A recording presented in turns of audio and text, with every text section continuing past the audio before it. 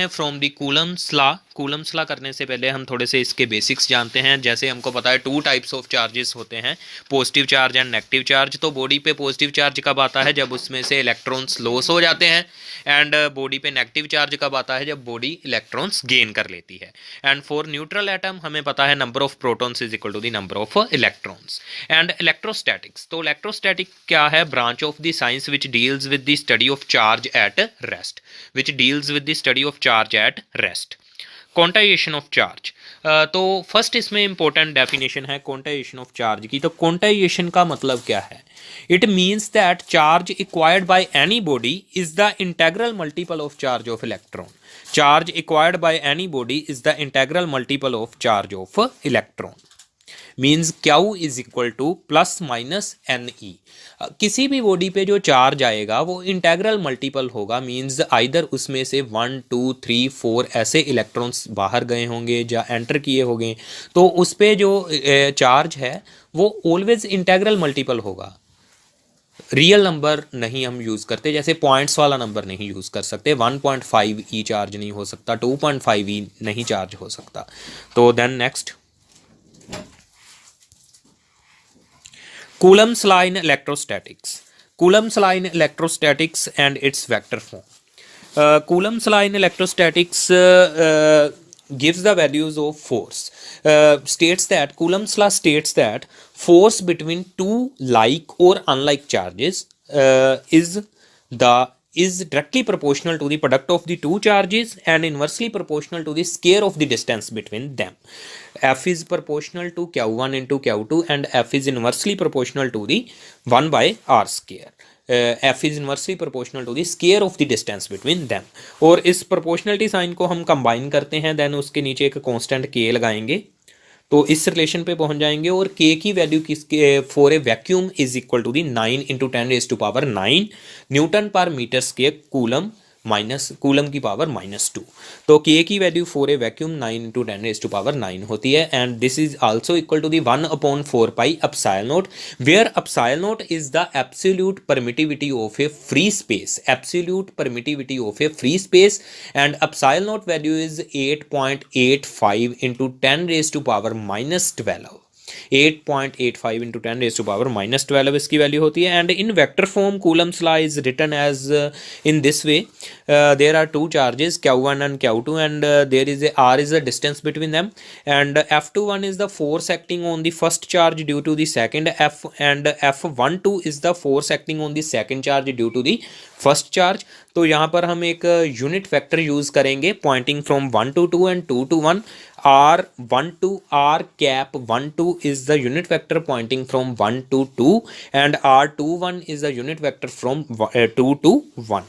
तो f21 की value हम लिखेंगे 1/4 pi epsilon naught q1 q2 upon r square into unit vector in this direction. f21 की direction में कौन सा यूनिट वेक्टर है? दैट इज r21, तो r21 लिखेंगे हम यहाँ पे। देन f12 की डायरेक्शन में कौन सा यूनिट वेक्टर है? r12, तो r12 लिखेंगे यहाँ पे। देन नेक्स्ट, ये दोनों यूनिट वेक्टर के मैग्नीट्यूड सेम है बट एक दूसरे के ऑपोजिट होने की वजह से यहाँ पर हम नेगेटिव यूज़ करेंगे। तो इनकी वैल्यूज़ में नेगेटिव आ गया। तो f21 की वैल्यू में हम r21 की वैल्यू पुट करेंगे, दैट इज -r12। तो ये f21 is equal to the minus of the f12 आ जाएगी। मींस टू चार्जेस जो एक दूसरे पे फोर्स एक्सर्ट करते हैं, दिस फोर्स मैग्नीट्यूड वाइज देखें तो इक्वल है बट इन ओपोजिट डायरेक्शन है। And this force is central force and central forces always obeys the inverse square law. means this force is inversely proportional to the square of the distance between two charges. And then next, unit of the charge। Charge के units coulomb होते हैं। Coulomb को हम कैसे define करते हैं? अगर vacuum में दो चार्जेस सेम इक्वल चार्जेस हमने रखे हों q1 and q2 and there is the distance of separation between them is 1 meter and these two charges are equal to q and f vacuum is 9 into 10⁻⁹ newton. Then q square हमारे पास ये सारी values ऊपर इस फार्मूले में put करने के बाद सारी वैल्यूज़, तो q square is equal to 1 आ जाएगा and q is equal to the +-1 coulomb आ जाएगा। देन जहां से हम कूलम की डेफिनेशन बोलते हैं, one coulomb is that charge which repels an equal and similar charge with a force of 9 into 10⁻⁹ newton when placed in vacuum at a distance of 1 metre from it. Means one coulomb वो charge है जो अपने जैसे similar charge को 9 into 10⁻⁹ newton की force से repel करता है जब इन दोनों चार्जेस को हमने वैक्यूम में रखा हो at a distance of 1 metre. तो then next, relative permittivity or dielectric constant is the ratio of absolute permittivity of the particular medium divided by absolute permittivity of the free space, and इसको हम ऐसे भी बोल सकते हैं force between two charges in the vacuum divided by force between the two charges in the medium, and dielectric constant is the property of the medium. Then next इस chapter में आता है principle of superposition.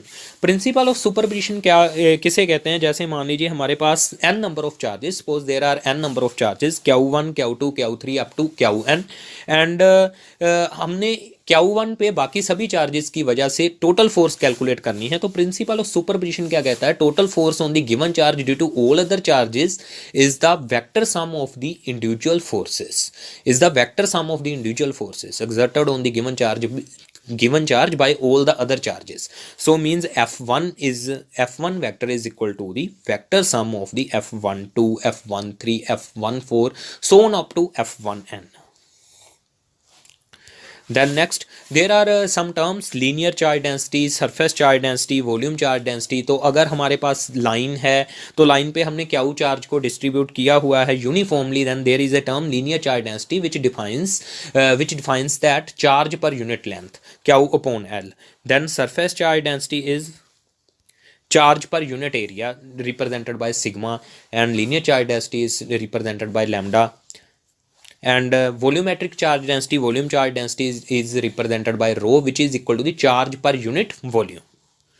Then next, तो इसके साथ हमारा Coulomb's law वाला जो चैप्टर है वो लगभग कंप्लीट होता है। उसकी क्विक रिवीजन हम इस वीडियो में कर रहे हैं। तो then next chapter is the electric field intensity. Electric field is the space around the given charge where it influences the other charges. जहां चार्ज के अराउंड वो स्पेस जहां वो अदर चार्जेस को रिपेल और अट्रैक्ट कर सकता है, उसको हम इलेक्ट्रिक फील्ड बोलते हैं। तो इलेक्ट्रिक फील्ड इंटेंसिटी क्या है? Electric field intensity is the force experienced by unit positive test charge placed in the field of a given charge. Unit positive test charge द्वारा कौन सी फोर्स एक्सपीरियंस की गई है जब उसको सोर्स चार्ज की फील्ड में रखा गया है, तो उसको हम इलेक्ट्रिक फील्ड इंटेंसिटी बोलते हैं। Electric field intensity E vector is equal to the F vector divided by Q naught, where Q naught is the test charge, then तो हमें ये डायग्राम में एक Q चार्ज दिया गया है जो कि सोर्स चार्ज है। उसके अराउंड फील्ड में एक पॉइंट P है, यहाँ पर Q नोट चार्ज रखा गया है। तो Q नोट चार्ज पे अगर F फोर्स कूलम्स फोर्स लग रही है, इलेक्ट्रोस्टैटिक फोर्स लग रही है, तो उससे हमने इलेक्ट्रिक फील्ड डिफाइन करनी है। तो electric field is the force experienced per unit positive test charge. तो means F vector upon Q note करेंगे और इसकी वैल्यू जो है हमारे पास आ जाएगी 1/4πε0 Q upon R square into R unit vector pointing in the direction of a electric field और force, and where Q is the source charge not test charge, because test charge we consider unit value हमने उसको दी हुई है। Then next, तो electric field line और इसकी properties पे जनरली क्वेश्चन पूछे जाते हैं, तो इनकी प्रॉपर्टीज को आपने ध्यान से देखना है इस वीडियो में। तो electric field line is the imaginary path along which unit positive charge moves if it is free to do so. अगर यूनिट पॉजिटिव चार्ज फ्री है हमने रखा हुआ किसी फील्ड में, तो जिस रास्ते पे वो मूव करेगा उस इमेजिनरी पाथ को हम इलेक्ट्रिक फील्ड लाइन बोलते हैं।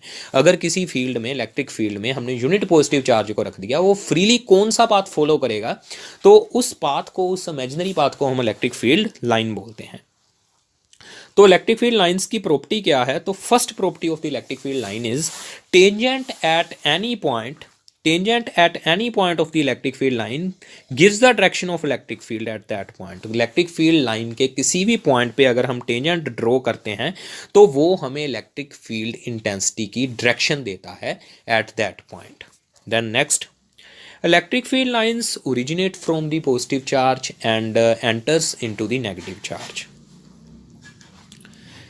Electric field lines are discontinuous loops inside the conductor. No electric field lines. Electric field lines जो magnetic field lines की तरह continuous loops नहीं है, ये इनसाइड द कंडक्टर एग्जिस्ट नहीं करती. कंडक्टर के अंदर इलेक्ट्रिक फील्ड की वैल्यू जीरो होती है बिकॉज उसके इंड्यूस चार्जेस सरफेस पे ओपोजिट फेसेस के ओपोजिट नेचर के डेवलप हो जाते हैं. इसकी वजह से कंडक्टर के इनसाइड इलेक्ट्रिक फील्ड की वैल्यू जीरो होती है और इलेक्ट्रिक फील्ड केवल कंडक्टर के बाहर होती है. इसलिए electric field lines are discontinuous loops. Then next, always normal to the surface of conductors. Electric field lines जो हैं वो ऑलवेज कंडक्टर की सरफेस के नॉर्मल होती हैं, 90 डिग्री पे ही बाहर निकलती हैं और एंटर करती हैं. इसका कारण हम ये बोल सकते हैं कि इनसाइड दी कंडक्टर हमने पढ़ा है कि electric field is zero and only on outside surface electric field रहती है, आउटसाइड द बॉडी कंडक्टर. और कंडक्टर पे इलेक्ट्रिक फील्ड जीरो होने की वजह से वो सेम पोटेंशियल पे रहता है. जो कंडक्टर है वो एट सेम पोटेंशियल होता है. अगर पोटेंशियल सेम है तो कंडक्टर की एक सरफेस पे अगर हमने के वर्क डन कैलकुलेट करना हो, ई vector dot D L vector calculate करना हो, क्यू चार्ज को मूव करने के लिए वर्क डन कैलकुलेट करना हो, देन वो वर्क डन जीरो होगा because both points on the surface of conductor are at same potential, so work done is zero. And E vector dot D L vector zero होने की वजह से, dot product zero होने की वजह से दोनों में एंगल कितना होगा, 90 degree. That means D L vector जो कि सरफेस पे ही था एंड ई वैक्टर उसके नॉर्मल ही होगा, 90 डिग्री पे होगा. तो ई वैक्टर अगर नॉर्मल है तो इलेक्ट्रिक फील्ड लाइन भी नॉर्मली ही निकलेगी सरफेस ऑफ कंडक्टर से. तो ये इसका रीज़न है कि electric field lines always normal to the surface of conductor इसलिए होती हैं बिकॉज सरफेस सारा एक ही पोटेंशियल पे होता है. Two electric field lines never intersect each other. If we suppose two electric field lines intersect at point P, then there will be two directions of electric field at that point, which is impossible. At a single point, there is only one direction of electric field. So, this is impossible that there are two directions of electric field at a single point. So, two electric field lines never intersect each other. Then next, lines of force contract longitudinally and exert a lateral pressure on each other.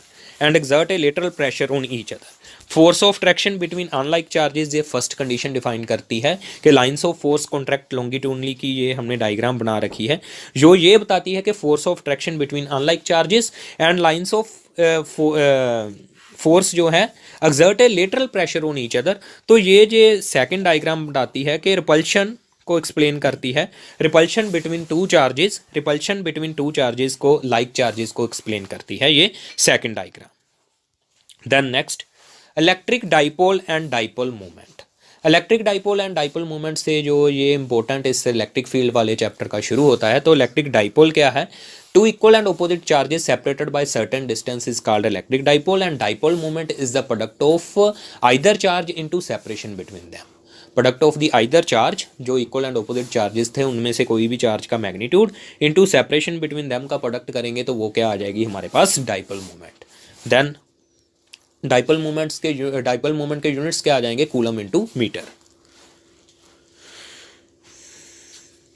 Then next पे इस chapter के important articles पे चलते हैं. Electric field at a point on axial line of an electric dipole. Electric dipole के किसी axial line पे किसी पॉइंट पे हमने इलेक्ट्रिक फील्ड कैलकुलेट करनी है तो ये आर्टिकल आपको ध्यान से देखना है, ये जनरली एग्जाम में आया हुआ होता है. तो हमने एक डाइपोल कंसीडर कर लिया -q + q separated by distance 2a और p एक पॉइंट है उसकी एक्सियल लाइन पे जिस पे हमने कैलकुलेट करनी है इलेक्ट्रिक फील्ड. तो पहले हम E1 बोलते हैं. E1 is the due to charge -q charge की वजह से E1 है और E2 is due to charge +q, -q and +q की चार्ज की वजह से हो गई. और इसके बाद E1 का मैग्नीट्यूड कितना होगा, 1/4πε0 q अपॉन डिस्टेंस. -q से लेकर P पॉइंट तक की डिस्टेंस क्या होगी, r plus this a, r plus a का square. And E2 is equal to 1/4π/0 Q upon ये क्या प्लस क्यू चार्ज की वजह से है, मीन्स बी पॉइंट से लेकर पी पॉइंट तक की स्पेस कितनी होगी, आर माइनस ए। आर में से ए को माइनस करेंगे, आर माइनस ए का स्केयर आ जाएगा ये E2 की वैल्यू। देन नेक्स्ट ई एक्सियल, तो ये दोनों जो है अभी पी पॉइंट पे हम एक plus unit positive charge consider करते हैं, यूनिट पॉजिटिव चार्ज कंसीडर करके चलते हैं। तो प्लस वाला चार्ज उसको रिपेल करेगा, माइनस वाला चार्ज उसको अट्रैक्ट करेगा, बट माइनस वाला चार्ज उसके ज़्यादा डिस्टेंस पे पड़ा है और प्लस वाला चार्ज नज़दीक पड़ा है। तो इनका E1 और E2 में से हमने देख के ही पता चलता है कि E2 जो है वो बड़ा है क्योंकि उसका डिनोमिनेटर जो है वो छोटा है, एंड E1 जो है वो छोटा है एज बिकॉज उसका डिनोमिनेटर जो है वो बड़ा है, आर प्लस ए है और उसमें आर माइनस ए है। सो E2 माइनस E1 करेंगे, उस वाली डायरेक्शन में ही रिजल्टेंट होगा, E2 की डायरेक्शन में रिजल्टेंट निकलेगा, वही होगी E axial, electric field at axial line. तो E2 माइनस E1 किया हमने ई एक्सियल निकालने के लिए। तो इसको हम फर्दर सोल्व करेंगे, क्यू अपॉन 4π/0 को कॉमन निकाल के 1/1/r-a का स्केयर माइनस 1/r+a का स्केयर। तो नेक्स्ट इसको सोल्व करते हम यहाँ पर पहुँच जाएंगे Q upon 4π/0 4ar r square minus A square का square. Then Q into 2a को हम लिख लेंगे dipole moment and into 2r upon 4π/0 r square minus A square का होल स्केयर। तो ये this is the value of electric field at a point on axial line of electric dipole.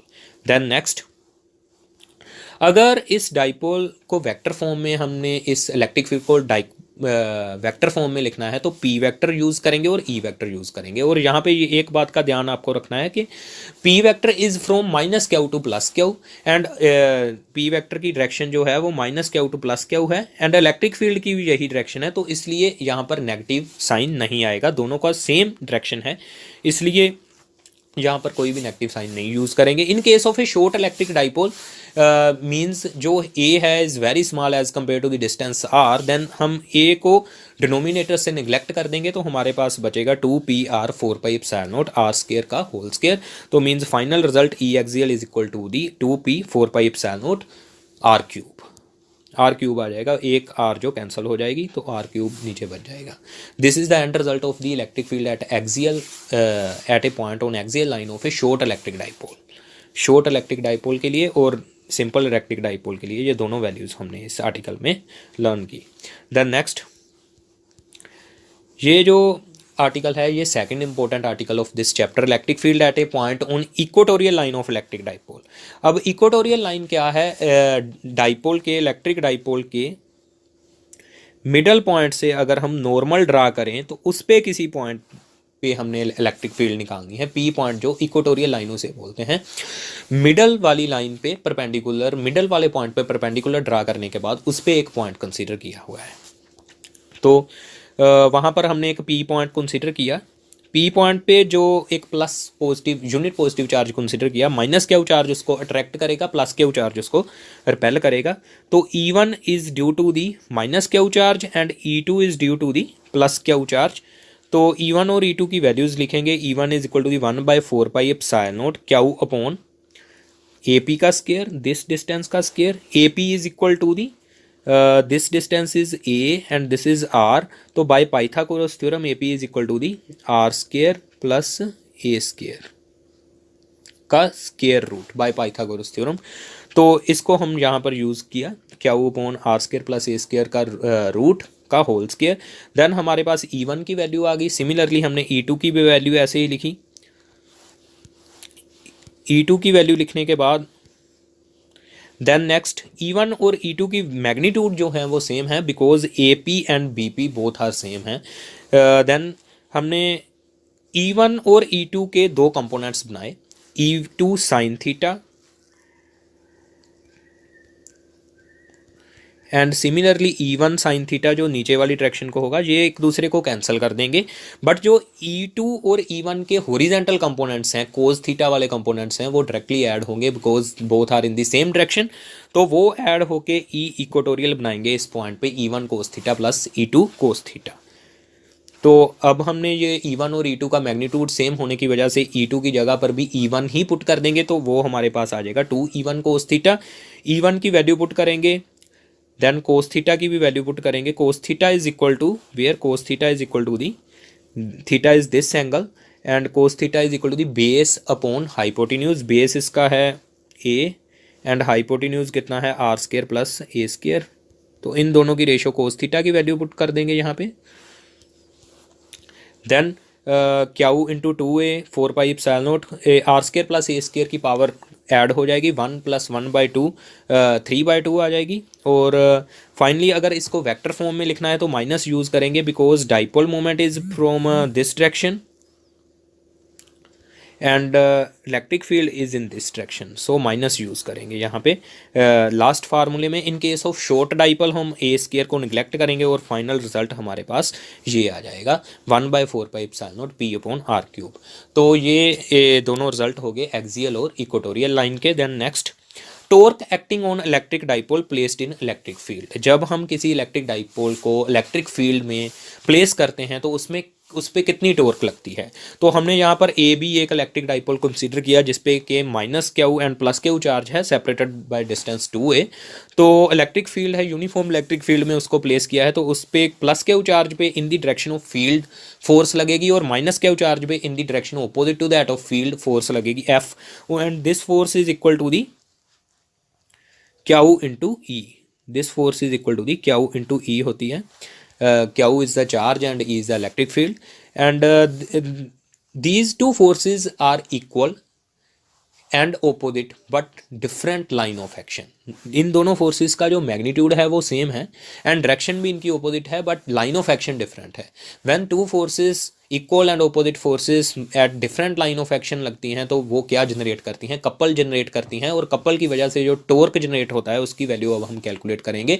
This torque is equal to the product of either force into perpendicular distance between two forces, and इन दोनों forces में perpendicular distance कितनी है, BC। This is the perpendicular distance between two forces and this BC is equal to the 2a sin theta। from trigonometry हम ये calculate कर लेंगे कि BC is equal to the 2a sin theta। तो tau is equal to the F into BC 2a sin theta, F की value put की Q E 2a sin theta and Q into 2a e sin theta। तो end result हमारे पास आ जाएगा tau is equal to the PE sin theta, PE sin theta। Tau is equal to the cross product of the tau vector is equal to the P vector cross E vector. Then next, तो हम जो charging है किसी material की दो तरीके से कर सकते हैं, जो कि ये फर्स्ट चैप्टर का थोड़ा रह गया था पार्ट, तो वो इसमें बताने जा रहा हूँ। Charging by conduction and charging by induction. Charging by conduction में हम दो बॉडीज़ को डायरेक्टली कॉन्टैक्ट करते हैं, पॉजिटिव से पॉजिटिव चार्ज ही जाएगा दूसरी बॉडी पे, सेम नेचर का चार्ज आता है और डायरेक्ट कॉन्टैक्ट बनाना पड़ता है इसमें। एंड चार्जिंग बाय इंडक्शन में हम बॉडी दूसरी बॉडी को उसके नियर रखते हैं फर्स्ट बॉडी के, और उस पर ओपोजिट फेस पे ओपोजिट चार्ज आता है, जैसे पॉजिटिव के नज़दीक नेगेटिव चार्ज आएगा और उसके दूर वाले फेस पे पॉजिटिव चार्ज आएगा। और अगर हम बाहर वाले हिस्से को अर्थ कर दें तो पॉजिटिव चार्ज अर्थ को चला जाता है और ये नेगेटिव चार्ज को अलग करके हम पूरी बॉडी पे डिस्ट्रीब्यूट कर देते हैं। तो चार्जिंग बाय इंडक्शन में जो है चार्ज है वो ओपोजिट नेचर का आता है। देन नेक्स्ट, तो इस पे कुछ क्वेश्चंस हैं इस वीडियो के रिलेटेड, इलेक्ट्रोस्टैटिक्स के फर्स्ट पार्ट के रिलेटेड जो क्वेश्चंस, दो क्वेश्चन मैंने सोल्व किए हुए हैं और थर्ड क्वेश्चन आपको खुद सोल्व करना है इसका। Why do the electric field lines not form closed loop. Electric field lines जो क्लोज्ड लूप क्यों नहीं बनाते, because inside the body of conductor the there is no electric field, and inside the body of conductor अगर electric field नहीं है तो electric field lines भी नहीं होंगी, और electric field lines only outside the body of the conductor होंगी, इसलिए electric field lines are not a closed loops or continuous loops। Then next, when the electric dipole is placed in uniform electric field, then represent the position of dipole in stable and unstable equilibrium। तो जब हम electric dipole को electric field में रखने हैं तो stable and unstable equilibrium की positions क्या हैं। तो फर्स्टली स्टेबल इक्विलिब्रियम तब होगा जब हमने प्लस क्यू चार्ज और माइनस क्यू चार्ज को ऐसे रखा हुआ है इस कंडीशन में प्लस क्यू को तो फील्ड अपनी तरफ खींचेगी और माइनस क्यू को अपोजिट डायरेक्शन में फोर्स लगाएगी। तो इस केस में वो स्टेबल इक्विलिब्रियम में ही पड़ा रहेगा। अगर हम इसको छोड़ दें तो इसकी एनर्जी जो है वो स्टेबल इक्विलिब्रियम की ही होगी। Because potential energy is equal to the P vector dot E vector, dot product होती है P vector dot E vector का, तो इस केस में जो एंगल है वो 0 डिग्री बनेगा, तो इस केस में उसकी नेगेटिव एनर्जी होती है। अनस्टेबल इक्विलिब्रियम तब होता है जब बॉडी में पॉजिटिव एनर्जी आ जाएगी, मींस जब हमने डाइपोल को 180 डिग्री पे रोटेट कर दिया और यू की वैल्यू जो है हमारे पास इस पोटेंशियल वाले चैप्टर में हम ये यू का फार्मूला भी ड्राइव करेंगे। तो इस फार्मूले से ये निकाले, अनस्टेबल इक्विलिब्रियम में जब हमने इसको 180 डिग्री पे रोटेट किया तो माइनस क्यू चार्ज पे जो है वो रिपेल करेगी उसको electric field, and plus Q charge को अट्रैक्ट करेगी, और इस केस में जो डाइपोल है हमारा वो अनस्टेबल इक्विलिब्रियम के फेस में होगा। और इस फेस में मीन्स उसमें पॉजिटिव एनर्जी है, तो पॉजिटिव एनर्जी का मीन्स ही यही है कि उसकी अनस्टेबल इक्विलिब्रियम होगा, because cos 180 degree equal to -1, और जो फार्मूले के आगे माइनस थी, इस फार्मूले के आगे माइनस, तो इसकी वो पॉजिटिव एनर्जी बन जाएगी। पॉजिटिव एनर्जी के वक्त उसका जो इक्विलिब्रियम है वो अनस्टेबल टाइप होगा। तो at a 90 degree there is no energy, and this is the not a equilibrium phase when dipole is placed at 90 degree to the electric field, this is the not the equilibrium state। तो इसमें हम गोस theorem करने से पहले पढ़ते हैं electric flux. तो electric flux क्या होती है? Electric flux is the total number of electric lines of force crossing the surface normally कितनी इलेक्ट्रिक लाइंस ऑफ फोर्स किसी सरफेस को क्रॉस करती हैं उसे हम इलेक्ट्रिक फ्लक्स बोलते हैं। तो हमने यहाँ पर एक एस सरफेस कंसीडर की जिसका कि हमने छोटा सा portion d S vector consider किया। तो d S vector is the area vector pointing normally from the surface. तो e vector is the electric field through this area, and E vector and d S vector में हमने theta angle consider किया। अभी ये theta angle pair हैं एक दूसरे के। Then D phi is the small electric flux through this small area is equal to the dot product of E vector dot D S vector. तो इसको हम सोल्व करेंगे, दैट इज आ जाएगी हमारे पास e magnitude d s into cos theta. Dot product को solve किया तो अगर total electric flux through this surface area s निकालनी है तो इसका हम क्या करेंगे? Integration of this term. तो ये हमारे पास आ जाएगी integral of E vector dot ds vector with respect to surface S.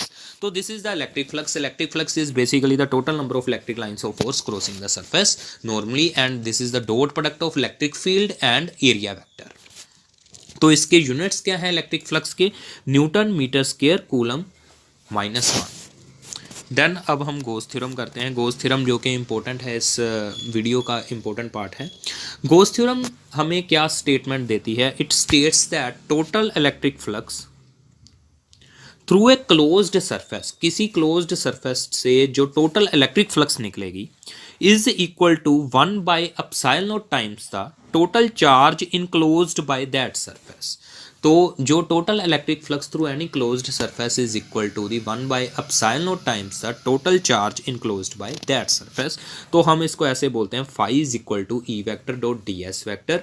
Closed surface का साइन है ये, इंटेग्रल में जो हमने ये साइन लगाया है, और एस सरफेस एरिया है, is equal to the Q charge enclosed by that surface upon epsilon naught. तो देन अब हम इसका प्रूफ करते हैं, गोस थ्योरम का प्रूफ करेंगे। तो गोस थ्योरम का प्रूफ करने के लिए हमने एक क्यू चार्ज कंसीडर किया जो कि ओ पॉइंट पर सिचुएटेड है। तो उसके अराउंड एक पॉइंट पी कंसीडर किया हमने, पी पॉइंट। तो पी पॉइंट के अराउंड हमने एक स्फेरिकल सरफेस ड्रॉ कर ली, स्फीयर ड्रॉ कर लिया जो कि अंदर से होलो है और उसके सेंटर पे क्यू चार्ज सिचुएटेड है।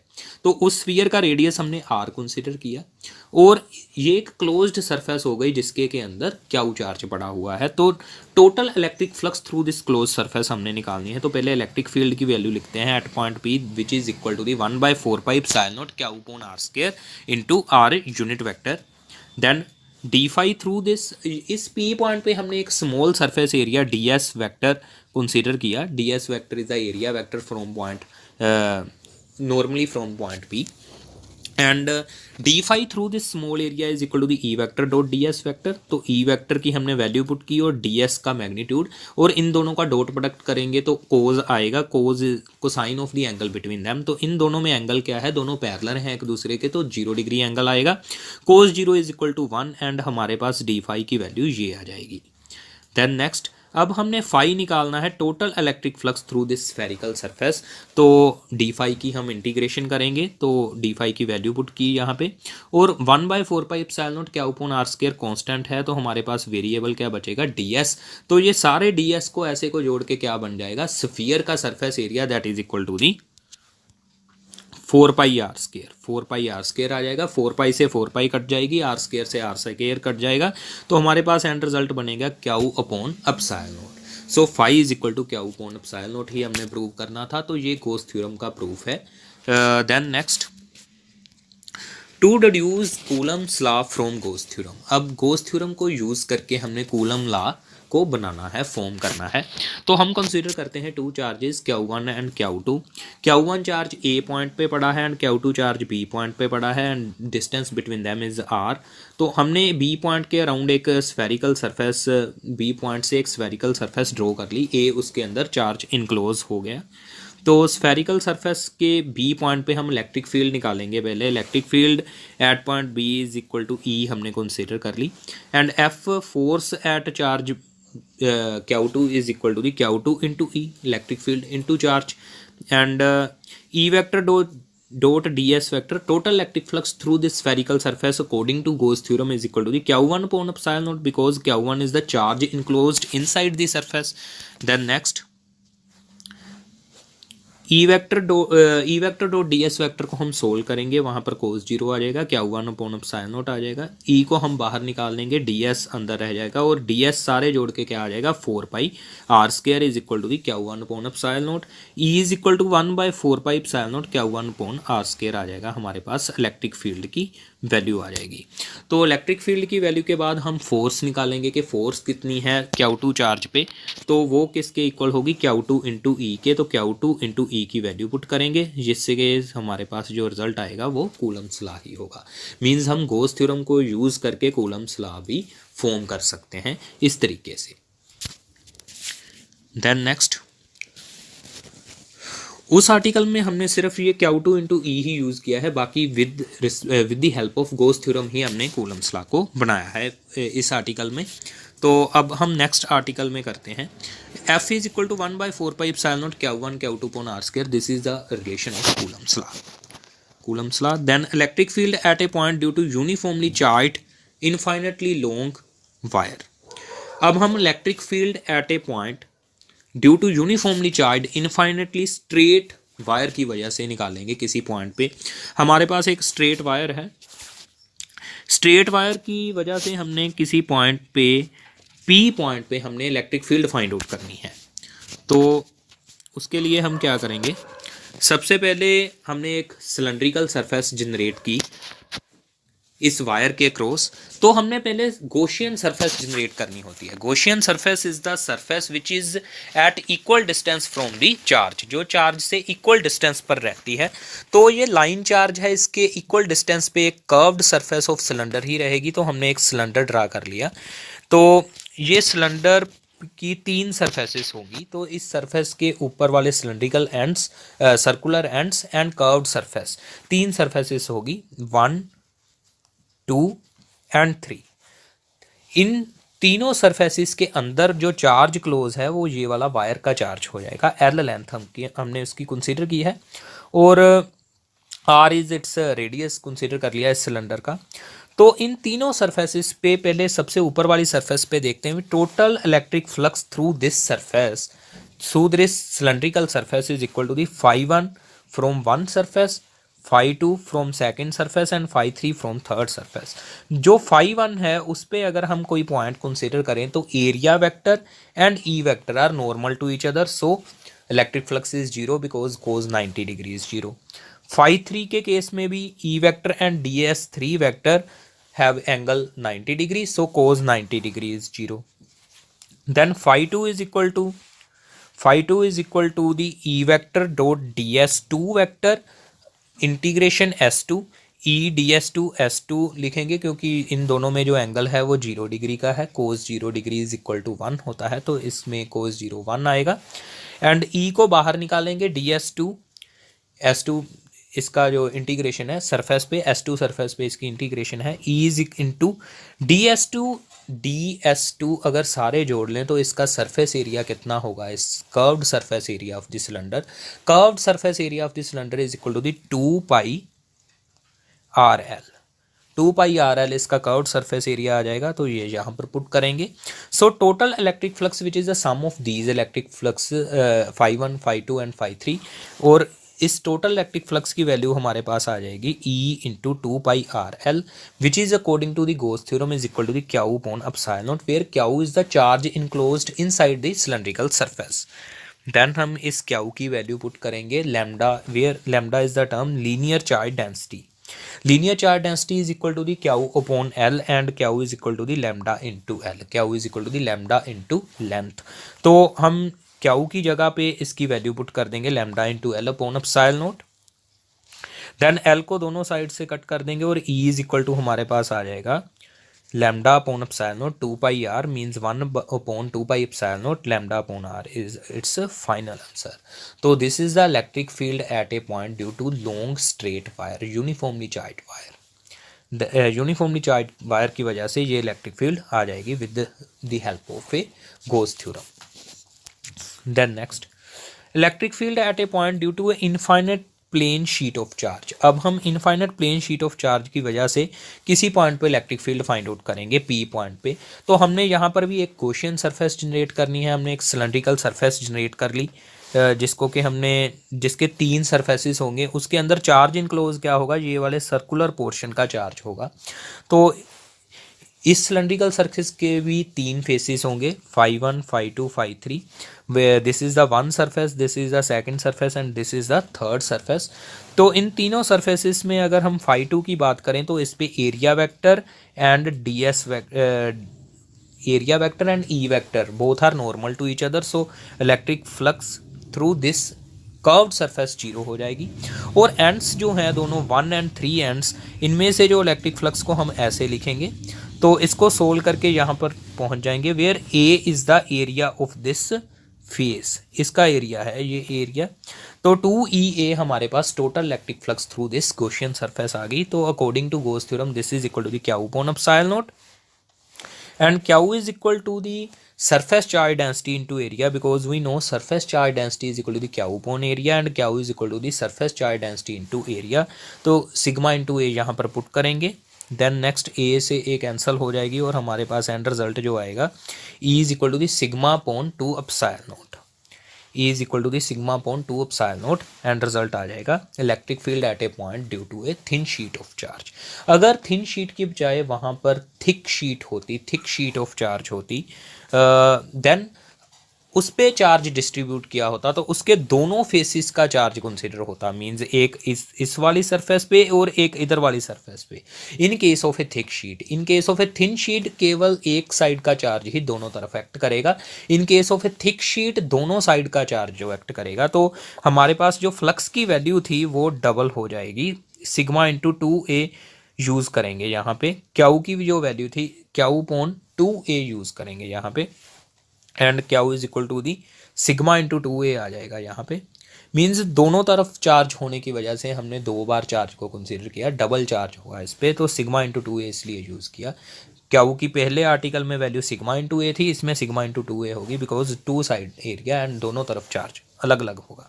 तो एरिया से एरिया कट करने के बाद हमारे पास final answer in case of a thick sheet ये आ जाएगा। तो आपको थिन शीट और थिक शीट का ध्यान रखना है। अगर आपको अकेला आर्टिकल करना है तो पहले आप थिन शीट के लिए करेंगे, और एंड में अगर आपको थिक शीट के लिए पूछा गया है तो थिक शीट के बारे में बताएंगे। तो नेक्स्ट इसका एक इम्पोर्टेंट पार्ट अब हम करेंगे कि हमारे पास अगर 2 इनफाइनाइट पैरेलल शीट्स हैं ऑफ चार्ज, तो उनके 3 रीजन बनेंगे, first region, second region and third region. तो तीनों रीजन्स में अगर इलेक्ट्रिक फील्ड की वैल्यू हमने निकालनी है, देन इस तरह के क्वेश्चन में आप एक डायरेक्शन को पॉजिटिव कंसीडर कर लेंगे एंड एक डायरेक्शन को नेगेटिव कंसीडर कर लेंगे। In the first region electric field due to a plate and b plate, हमने इनको नाम दे दिया, electric field due to a and b both are in the negative direction. In the second region, electric field due to A plate is in the positive direction and electric field due to B plate is in the negative direction. In the third region both electric fields are in the positive direction. तो ये define हो गया. अब हम first region की total electric field लिखेंगे which is the sum of these two EA and EB, but both are negative, तो negative values put करेंगे. तो हमने इनको थिन शीट्स कंसीडर किया हुआ है, ये दोनों पैरेलल प्लेट्स को थिन शीट्स कंसीडर करके अब हम वैल्यू ये लिख रहे हैं. तो ये हमारे पास फाइनल वैल्यू आ जाएगी sigma A plus sigma B upon into 1/2 epsilon naught minus का. तो सेकेंड रीजन में एक वैल्यू नेगेटिव आएगी, EB की वैल्यू नेगेटिव आएगी, EA की वैल्यू पॉजिटिव आएगी. तो ये हमारे पास एंड रिजल्ट आ जाएगा. थर्ड रीजन में ये दोनों वैल्यू ही पॉजिटिव आएंगी, तो हमारे पास एंड रिजल्ट ये आ जाएगा sigma A plus sigma B into 1/2 epsilon naught. Then अगर ये दोनों की जो सरफेस चार्ज डेंसिटीज हैं वो इक्वल हैं, sigma A is equal to sigma B is equal to the sigma है, देन दोनों की सरफेस चार्ज डेंसिटी सेम दी हुई हैं, तो एंड रिजल्ट हमारे पास जो ऊपर वाले केसेस में फर्स्ट सेकंड थर्ड रीजन के हैं वो ये बन जाएंगे. मीन्स सेंट्रल रीजन में इलेक्ट्रिक फील्ड जीरो होगी अगर दोनों प्लेट्स पे सेम सरफेस चार्ज डेंसिटी है. फर्स्ट रीजन में minus sigma upon epsilon naught and third region में सिग्मा अपॉन एप्सिलॉन नॉट होगी. तो मीन्स एक दूसरे के ऑपोजिट हो गए दोनों साइड पे इलेक्ट्रिक फील्ड्स. अगर sigma is equal to sigma A is equal to sigma and sigma B is equal to minus sigma है, देन फर्स्ट रीजन में इसकी वैल्यू क्या आ जाएगी 0. इन वैल्यूज़ को हम ये ऊपर वाली इक्वेशंस में पुट करेंगे थर्ड में. तो in the first region electric field is 0, in the second region तो ये वैल्यू आ जाएगी sigma upon epsilon naught and in the third region E is equal to 0 आ जाएगा. Then next electric field due to a uniformly charged spherical shell. तो ये article काफ़ी important है. हम इलेक्ट्रिक फील्ड कैलकुलेट करने जा रहे हैं due to uniformly charged spherical shell. तो इसमें भी 3 रीजन्स होंगे. First case is the when point P lies outside the spherical shell. जब point P outside the spherical shell होगा तो उस पर इलेक्ट्रिक फील्ड कितनी होगी पहले हम वो कैलकुलेट करते हैं. हमने एक स्फेरिकल शेल कंसीडर किया जिसका रेडियस R है, capital R, and P is the point where we want to find the electric field. तो हम वहाँ पर एक गॉसियन सरफेस जनरेट करेंगे. गॉसियन सरफेस भी एक स्फीयर ही बनेगा. तो P पॉइंट पे हमने एक area consider, small area consider कर लिया, ds vector, and E vector is the electric field. Both are parallel and angle between them is 0 degree. So total electric flux through this Gaussian surface, integration of this E vector और ds vector, तो इसको हमने solve किया. ये हमारे पास आ गई E into 4πr², where R is the radius of the Gaussian surface. Then phi is equal to, according to Gauss theorem, is equal to the q upon epsilon naught, where q is the charge enclosed, means the charge on this spherical surface. तो इस spherical surface पे E is equal to 4πr² is equal to the q upon epsilon naught आ जाएगा. Then E की value हमारे पास आ जाएगी 1/4 epsilon not q upon r², and q की वैल्यू अब हम भरेंगे तो q किस पे था, अंदर वाली सरफेस स्फेरिकल सरफेस पे था. Sigma is equal to q upon 4π capital R² आएगा, and q is equal to sigma 4πr² की वैल्यू अब हम यहाँ पर पुट करेंगे. तो हमारे पास एंड रिजल्ट जो है वो ये आ जाएगा sigma R² capital R² upon epsilon naught small r². This is the electric field at point outside the spherical shell. Then when point lies on the surface of spherical shell, then हम small r की जगह पे capital R यहाँ पर put करेंगे. तो हमारे पास ये एंड रिजल्ट इसका ये आ जाएगा sigma upon epsilon not only. तो इसमें आपको ध्यान रखना है कि स्मॉल r की जगह पे आपने कैपिटल R ही पुट कर देना है. When point P lies on the surface of spherical shell. Then next when point P lies inside the spherical shell. जब पॉइंट P जो इनसाइड द स्फेरिकल शेल होगा तो इस केस में जो चार्ज था वो तो सरफेस पे था. तो अब हम अगर गॉसियन सरफेस जनरेट करेंगे तो अंदर बनेगी, तो उसके अंदर तो कोई चार्ज नहीं है because this is a hollow sphere की बात हो रही है, स्फेरिकल शेल की बात हो रही है. देन इस केस में इलेक्ट्रिक फील्ड 0 आ जाएगी when point P lies inside the spherical shell. Then next article, तो ये आर्टिकल आपको ध्यान से देखना है. Electric field due to a solid sphere of charge. पहले में स्फेरिकल शेल था, इसमें सोलिड स्फीयर है. सोलिड स्फीयर मींस वो अंदर भी पूरा तरह उसके चार्ज जो है डिस्ट्रीब्यूट हुआ है. चार्ज 3D डायरेक्शन में डिस्ट्रीब्यूट हुआ है, 3 डिमेंशन में डिस्ट्रीब्यूट हुआ है. तो अब हम पॉइंट को भी 3 जगह पे कंसिडर करेंगे, outside the solid sphere, on the solid sphere, inside the solid sphere. सबसे पहला case outside the solid sphere, तो पहले इलेक्ट्रिक फ्लक्स लिखेंगे। इलेक्ट्रिक फ्लक्स पहले की तरह E इंटू 4πr² आ जाएगी। According to Gauss theorem this is equal to the q upon epsilon naught. तो क्याऊ की वैल्यू अब हम यहाँ से वॉल्यूम चार्ज डेंसिटी यूज़ करेंगे। Rho is equal to the q upon v, q upon 4/3πr³। तो यहाँ से क्याऊ की वैल्यू हम निकाल लेंगे कि रो इंटू 4/3πr³ आ जाएगी। तो इस वैल्यू को अब हम यहाँ पर पुट करेंगे, तो देन ई की वैल्यू हमारे पास आ जाएगी ρr³ upon 3r² epsilon naught. Then when on the solid sphere, जब ऑन द सॉलिड स्फीयर होगा पॉइंट, देन हम स्मॉल आर की जगह पे भी कैपिटल आर यहाँ पर पुट करेंगे। मींस पॉइंट ऊपर ही आ गया उसके स्फीयर के, सॉलिड स्फीयर के। तो देन हमारे पास ये वैल्यू ये आ जाएगी on the solid sphere. Then next inside the solid sphere अगर पॉइंट है, तो इस केस में हम अंदर एक गॉसियन सरफेस जनरेट करेंगे जिसके अंदर वाला चार्ज क्याऊ डैश है और उसका वॉल्यूम वी डैश है, और बाहर जो हमारा एक्चुअल सॉलिड स्फीयर है उस पे चार्ज क्याऊ एंड उसका वॉल्यूम वी है। Then electric flux through this small, जो अंदर गॉसियन सरफेस है उससे electric flux E into 4πr² आ जाएगी। And this is equal to the q dash upon epsilon not, where q dash is the Gaussian surface के अंदर कितना charge है वो है। तो क्याऊ डैश को हम लिखेंगे rho into v dash, and v dash की वैल्यू पुट करेंगे 4/3πr³, अंदर वाला ही रेडियस यूज़ करेंगे। तो एंड रिजल्ट हमारे पास E का ये आ जाएगा इस केस में।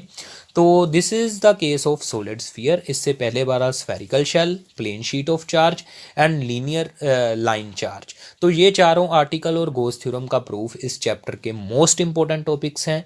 अगर आप स्टेट बोर्ड में +2 क्लास में बैठने जा रहे हैं तो ये गॉस थ्योरम से आपको एक क्वेश्चन जरूर आएगा। तो CBSE बोर्ड के लिए भी ये काफ़ी इंपॉर्टेंट टॉपिक है। और अगर आपको ये हमारी वीडियो पसंद आई तो इस वीडियो को ज़्यादा से ज़्यादा शेयर कीजिए और हमारे चैनल को सब्सक्राइब कीजिए